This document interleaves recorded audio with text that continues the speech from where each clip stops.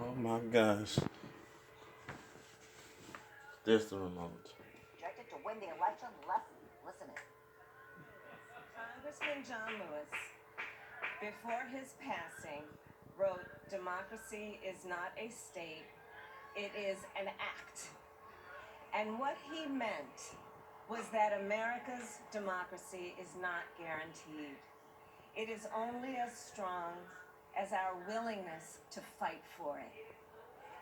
Hey. To guard it and never take it for granted. And protecting our democracy takes struggle, it takes sacrifice, but there is joy in it, and there is progress, because we, the people, have the power to build a better future. That's right.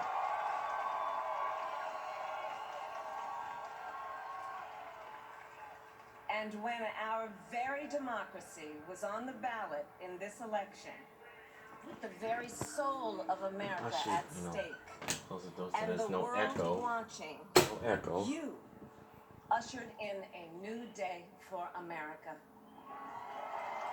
Yeah. To our campaign staff and volunteers, this extraordinary team, thank you for bringing more people than ever before into the democratic process. Yeah. Yeah. And for making this victory possible. To the poll workers and election officials across our country who have worked tirelessly to make sure every vote is counted, our nation owes you a debt of gratitude. Long overdue gratitude. You have protected the integrity of our democracy. Mm-hmm. And to the American people who make up our beautiful country, thank you for turning out in record numbers to make your voices heard. Mm-hmm. Mm-hmm. And I know times have been challenging, especially the last several months. The grief, sorrow, and pain. How do you know that? How do you know what happened yesterday? And the struggles. How do you know that? But we have also How do you know what happened yesterday morning? your courage, your resilience, and the generosity of your spirit. How does she know that I had grief yesterday? You marched and organized for equality and justice for our lives. Well, yeah, that's what I was doing, but now I'm going back to school, though. And then you voted. I had to. Mm-hmm. And you delivered a clear message. Yes, sir. You chose hope and unity, decency, science, and yes, truth. Mm-hmm. Mm-hmm. You chose Joe Biden as the next president of the United States of America. Mm-hmm. And Joe is a healer, a uniter, a tested and steady hand, a person whose own experience of loss gives him a sense of purpose that will help us as a nation reclaim our own sense of purpose. And a man with a big heart who loves with abandon. It's his love for Jill, who will be an incredible First Lady. Mm-hmm. Mm-hmm. It's his love for Hunter and Ashley and his grandchildren and the entire Biden family. Mm-hmm. That's right. And while I first knew Joe as vice president, I really got to know him as the father who loved Bo. My dear friend, who we remember here today. And to my husband, Doug,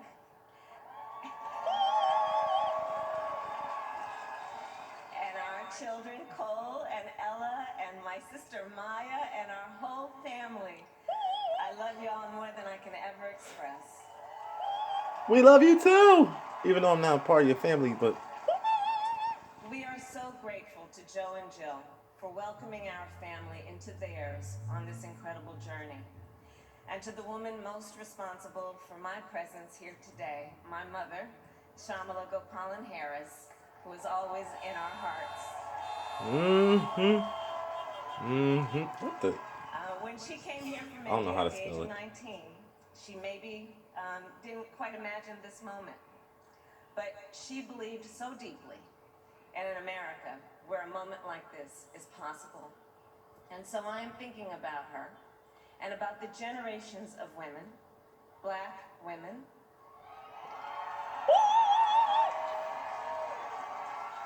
Asian, white, Latina, Native American women who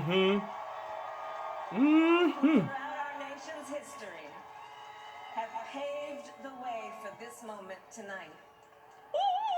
Women who fought and sacrificed so much for equality and liberty and justice for all, including the black women who are too often overlooked, but so often prove they are the backbone of our democracy.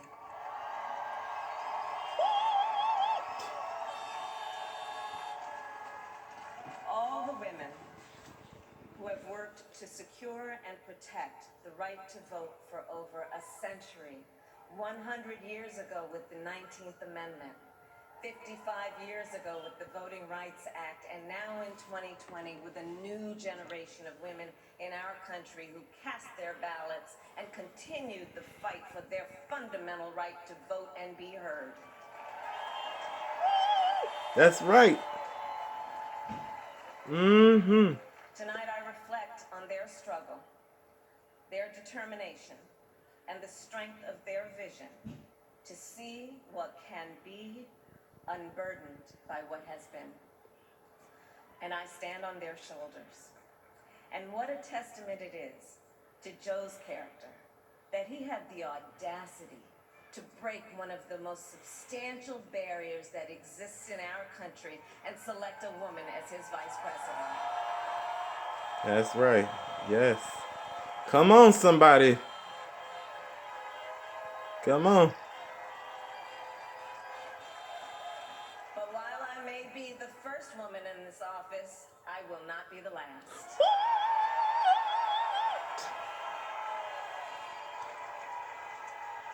Because every little girl watching tonight sees that this is a country of possibilities.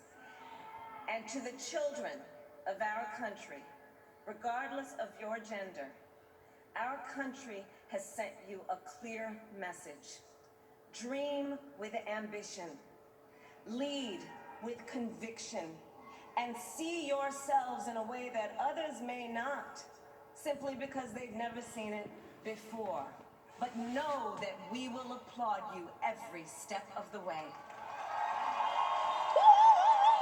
Okay, that's for me as I continue And to to the dream. American people, no matter who you voted for, I will strive to be a vice president, like Joe was to President Obama. Loyal, honest, and prepared, waking up every day thinking of you and your family. Because now is when the real work begins. The hard work, the necessary work, the good work, the essential work to save lives and beat this epidemic, to rebuild our economy,